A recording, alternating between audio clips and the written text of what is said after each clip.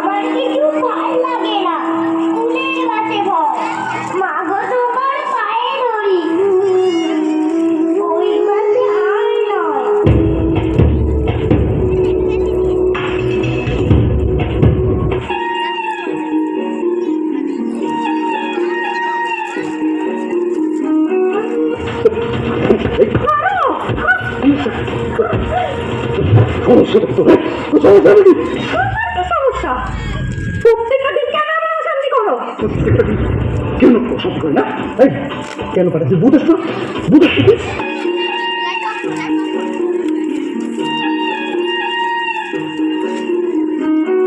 তো পার হয়ে গেল, এবার একটা বিয়ে টিয়ে তো করতে হবে। এত পড়াশোনা করে কি হবে? হ্যাঁ, সেই তো শ্বশুর বাড়িতে গিয়ে রান্নাঘর সামলাতে হবে, বাচ্চা মানুষ করতে হবে। শোনো, বাবা বলে দিয়েছে এই রোজ রোজ অফিস থেকে এত রাত্রি করে বাড়ি ফেরাটা এবার বন্ধ করতে হবে। শোনো, মেয়েরা যদি এত ছোট ছোট ড্রেস পরে তাহলে ছেলেরা তো অসুবিধামি করবেই।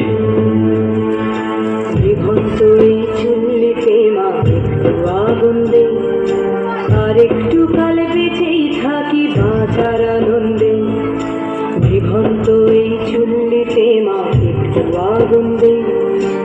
আর একটু কাল বেঁচেই থাকি বাঁচার আনন্দে, নটনে নটনে পায়রা গুলি খাঁচাতে বন্দি, দু এক মুঠো ভাত পেলে তা ওড়াতে বন্দি।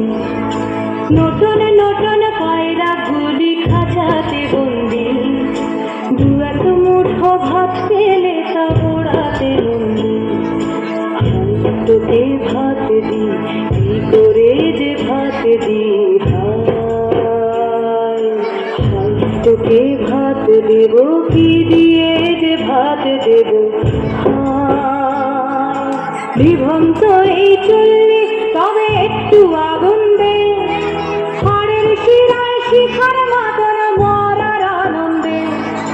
বিভন্ত এই চুল্লি তবে একটু আগুন দে, হাড়ের শিরায় শিখার মতন মরার আনন্দে।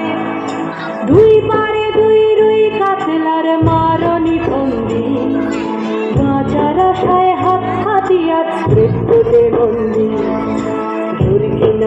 তোর কিনা জমকে কে সামলায়, ধার চকে চকে খাওয়া ওই দেখছ না হামলায়। আরে যাসনে ও হামলায় যাসনে। আমার চোখে স্বপ্ন ছিল আমি বড় হয়ে ডাক্তার হব। আজ এখানে যারা বসে আছেন আমার কথা শুনছেন, সত্যিই আমি ডাক্তার হতে চেয়েছিলাম। হ্যাঁ হ্যাঁ সত্যি। আমি যখন স্বপ্ন পূরণের চূড়ায় পৌঁছে গেছি, ঠিক তখনই ওরা আমাকে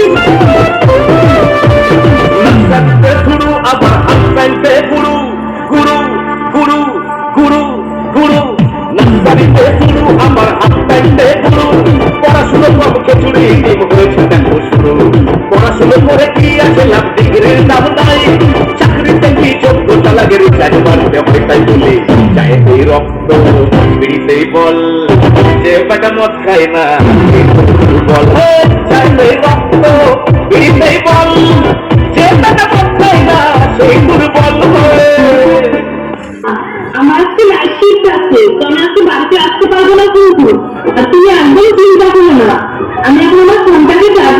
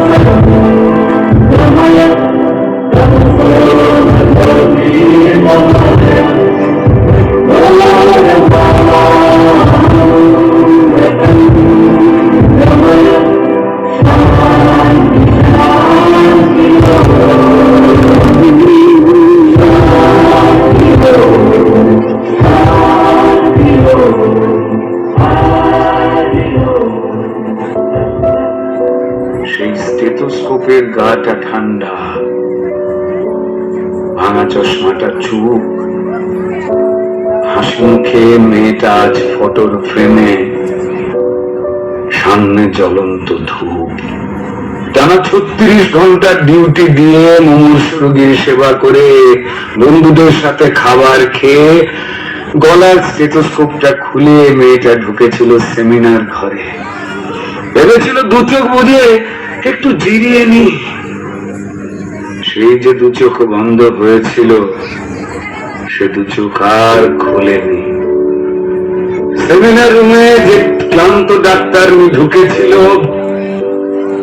সকালে সে বেরিয়েছিল ক্ষত বিক্ষত বডি হয়ে। আর স্টেথোস্কোপ আলো আকাশ, দেখো আকাশ তারায় ভরা, দেখো যাওয়ার পথের পাশে ছোটে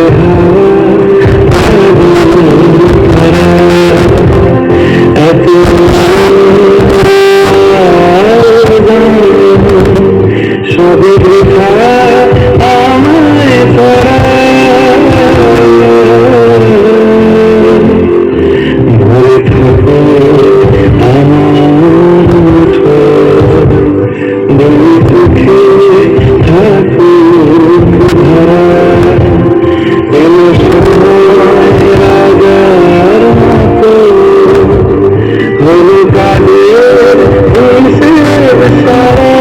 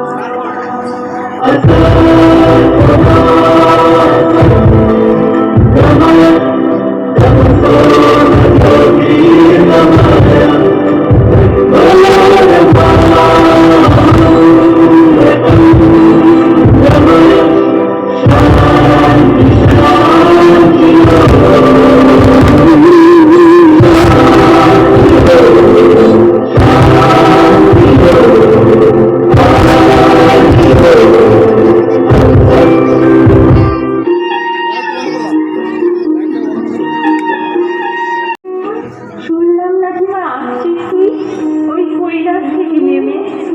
বলি দেশের অবস্থা খুবই খারাপ, একটু থাকিস সাবধানে। ভাবিস না তুই আসবি এই সত্য যুগে।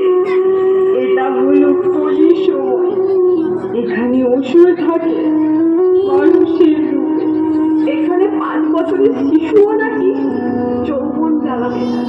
শিশুদের চিৎকার শুনে কেউ আসে না, তারা মরছে বরবাদ। এরা মা মানে না, বোন মানে না, মানে না গো সমাজ। এক কথায় বলতে গেলে এরাই ধর্ষণবাজ। বন জঙ্গলে ফেলে দিয়ে অসুর লুটছে বড় মজা। কি করে মেনে নিবি মা এদের 3 মাসেরই সাজা?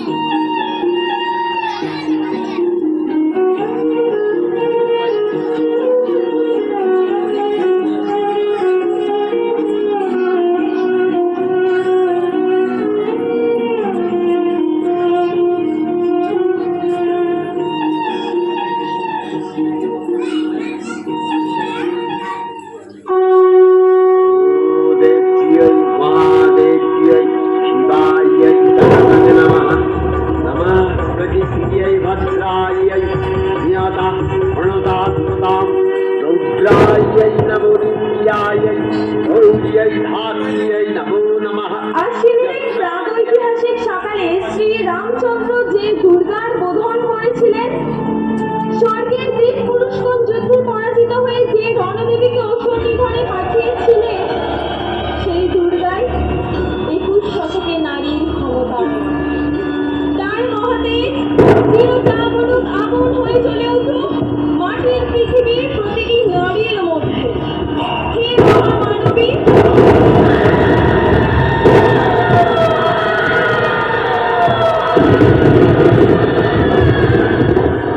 তোমাকে সালাম।